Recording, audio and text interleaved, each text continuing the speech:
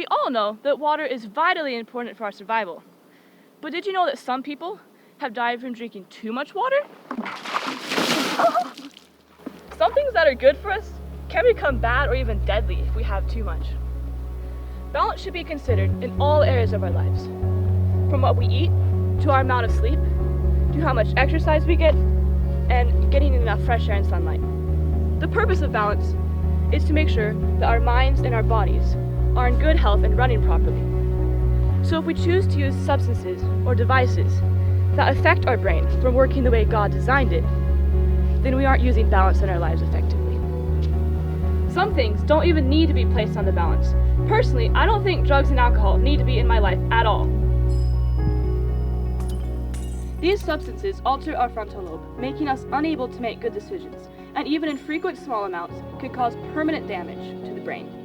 Personally, what I find myself needing to keep in check and putting on the balance is how much chocolate I eat and my use of technology.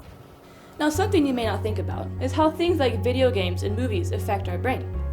Part of what makes these things so entertaining is how rapid the scene changes are. For example, movies change scenes about every 3 seconds. This causes an overload effect on our frontal lobe, and within as quickly as 90 seconds, our frontal lobe will go into sleep mode. So you may wonder, why is this important? Well, the frontal lobe is the decision-making area of our brains. And I think we'd all agree that with the unsettling times we're living in right now, it's very crucial that we're able to make clear-headed decisions. Also, the frontal lobe is the seat of spirituality, meaning that it's the area of our brain through which God communicates with us. And so if our brains are asleep, then our connection with God is compromised.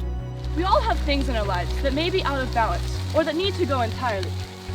Maybe you need to exercise more or adjust how much time you spend on Instagram. But whatever it is, when we choose balance, we are choosing happiness.